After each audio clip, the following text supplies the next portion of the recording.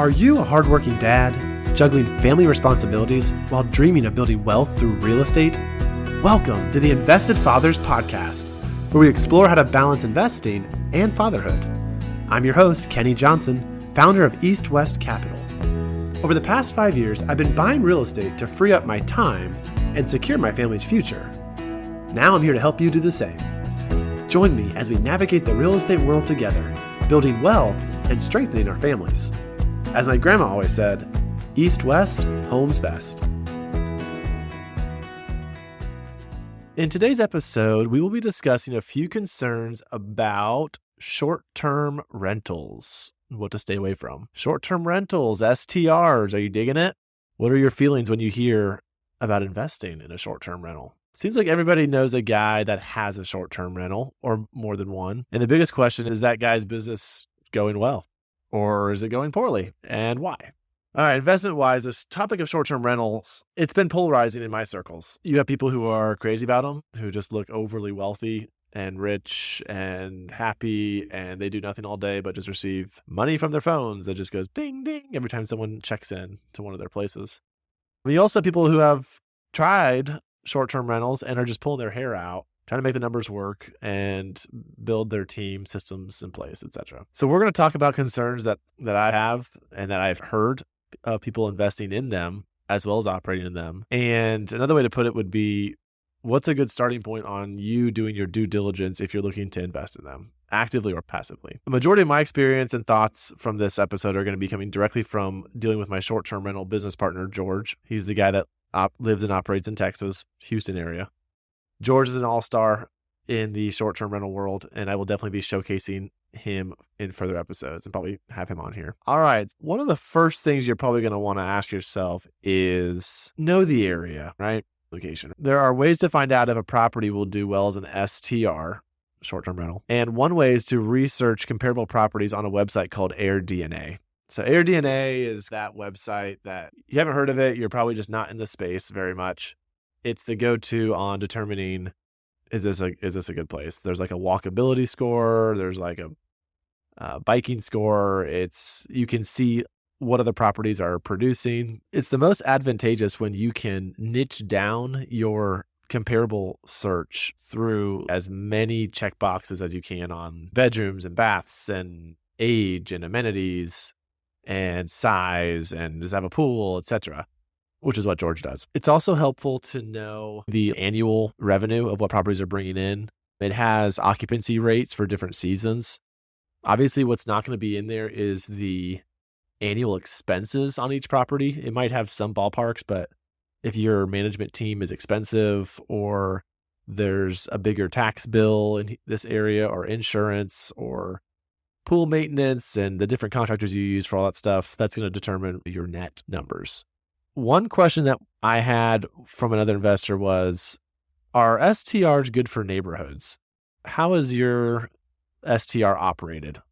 How do I know that you guys are doing things very efficiently, but also ethically?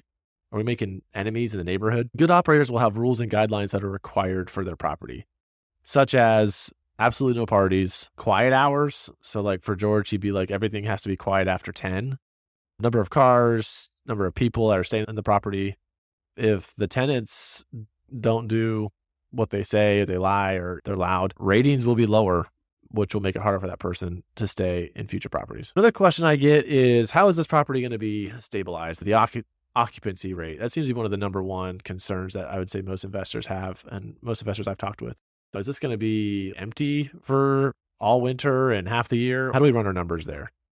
Market research, again, from AirDNA will give occupancy rate of other properties, how well they're doing. You can do it over 5 years, over 3 years, etc. The longer that house is there, hopefully you would think they're going to have better and better occupancy. There's also a huge gap in the different bedrooms and amenities for different properties. So like a 3-2 next to a 4-2, and one has a pool and one doesn't have a pool.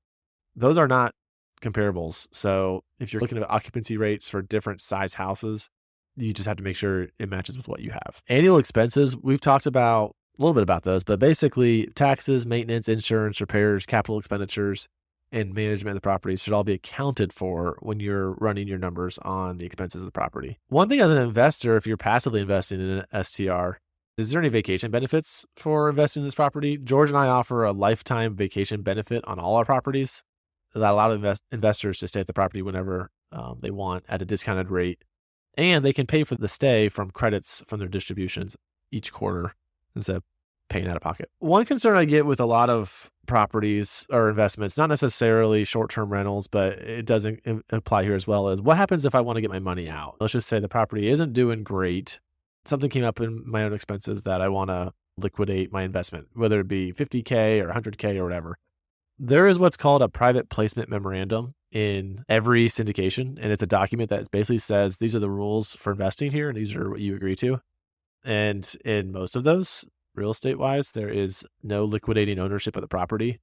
However, if you are able to ask other investors in the deal if they would be interested in buying your shares, that is probably the best way to liquidate your investment before the time frame that is given. PPM, it will state at 5 years, your return of capital will be given, or 6 years, or at the time of refinancing or selling.